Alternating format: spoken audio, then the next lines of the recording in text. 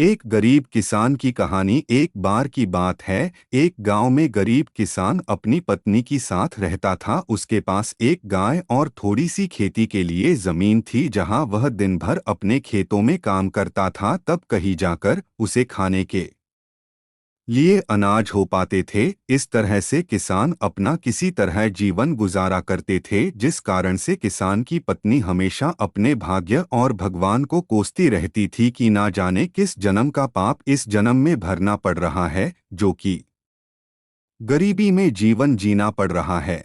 पत्नी की बातों को सुनकर किसान मन ही मन खुद को और अपने भाग्य को कोसता रहता था कि न जाने कब उसके भाग्य बदलेंगे। एक दिन की बात है, दोपहर का समय था। किसान खेतों से आकर अपने घर पर अपनी पत्नी के साथ खाना खाने जा रहा था कि इतने में एक साधु महाराज भिक्षा मांगते हुए उसके दरवाजे पर पहुंचे और भिक्षा मांगने लगे। तो इतने में किसान घर के बाहर आया और बोला, साधु महाराज, हम सभी पहले से इतने गरीब हैं और किसी तरह अपना जीवन गुजार रहे हैं, और ऐसे में हम आपको कहाँ से दान दे। हमारा साथ तो ऊपर वाला भी छोड़ चुका है। गरीब किसान की बात सुनकर साधु महाराज उसके स्थिति को समझ चुके थे और बोले, क्या तुम सच में अपने को गरीब मानते हो? ईश्वर पर से तुम्हारा विश्वास उठ गया है ना? तो साधु की बातों को सुनकर हामी भर दी और किसान बोला, हाँ महाराज, हमारे साथ कुछ ऐसा ही है।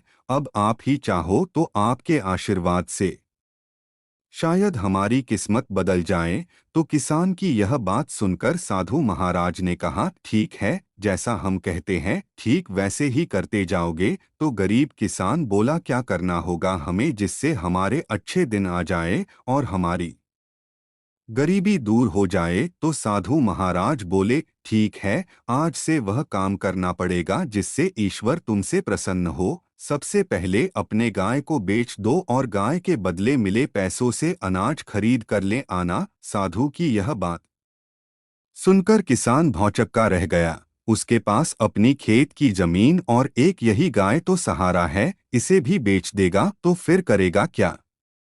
तो साधु उसे समझाते हुए बोले, अगर मेरे बताए हुए रास्ते पर चलने से तुम्हारा कुछ भी नुकसान होता है तो उसकी भरपाई मैं कर दूंगा। अब जो कहता हूँ वैसा करते जाओ। तो किसान फिर आधे अधूरे मन से डरते डरते अपनी गाय को बेच आया और उन मिले पैसों से खाने पीने का राशन ले आया। और फिर साधु के कहने पर किसान और उसकी पत्नी ने मिलकर भोजन तैयार किए, जिसके बाद वे राहगीर चलते हुए लोगों को बुलाने लगे और भगवान के प्रसाद के रूप में भोजन करने का आग्रह करने लगे। फिर जो भी उधर से गुजरता गरीब किसान उन्हें भरपेट भोजन कराते, जिससे राहगीर काफी खुश होते और फिर उन्हें इस नेक कार्य के लिए ढेर सारा आशीर्वाद और अपनी इच्छानुसार धन भी देते, जिससे वे फिर से मिले इन पैसों से लोगों को भोजन कराए। इस तरह साधु महाराज के कहने पर यह रोज का सिलसिला चलने लगा। हर दिन गरीब किसान अब मिले पैसों से भोजन प्रबंध करते, जिससे राह चलते लोग प्रतिदिन उसके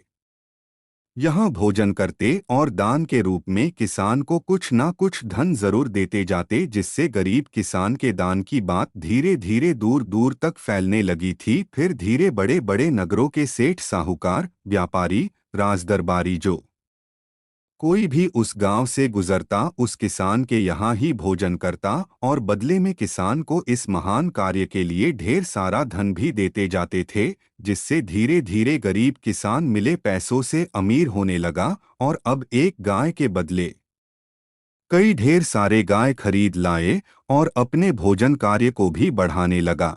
अब किसान मन ही मन खुश होने लगा था। उसे अपने बदलते किस्मत पर भी भरोसा होने लगा था, जिसे देखकर साधु महाराज किसान का हाल पूछते हुए बोले, अब बताओ, तुम भी वही गरीब किसान हो, यहाँ भी दिन रात मेहनत करते हो और ईश्वर के बताए गए पुण्य के मार्ग पर चलते हुए लोगों को भोजन कराते हो, जिससे अब ईश्वर भी तुमसे प्रसन्न है।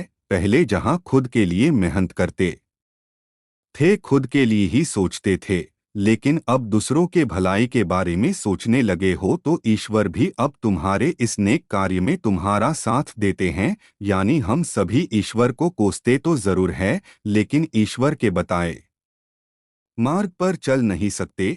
ईश्वर से पाने के लिए हर कोई इच्छा तो रखता जरूर है, लेकिन पहले ईश्वर के आशीर्वाद पाने के लिए खुद को वैसा बनाना पड़ता है। यानी हम जैसा करते हैं, हमारे कर्मों के अनुसार ही हमारे भाग्य का निर्धारण होता है। साधु की यह बात को सुनकर किसान को अब समझ में आ गया था, अगर सच में जीवन में अमीर बनना है तो सबसे पहले हमें अपनी सोच बदलनी होगी। अपने लिए तो हर कोई जीता है, यदि हम दूसरों के लिए जीना शुरू करते हैं तो ईश्वर भी हमारी सहायता जरूर करते हैं। कहानी से शिक्षा। इस कहानी से हम सभी को यही शिक्षा मिलती है कि हमें अपने भाग्य और किस्मत के भरोसे रहकर खुद को कोसने के बजाय हमें लोगों के लिए यदि जीना शुरू करते हैं तो निश्चित ही ईश्वर हमारे साथ यूं हमेशा होता है। और ऐसा हम तभी कर सकते हैं जब हम अपनी सोच से बाहर निकलकर दूसरे के लिए जीना शुरू करते हैं।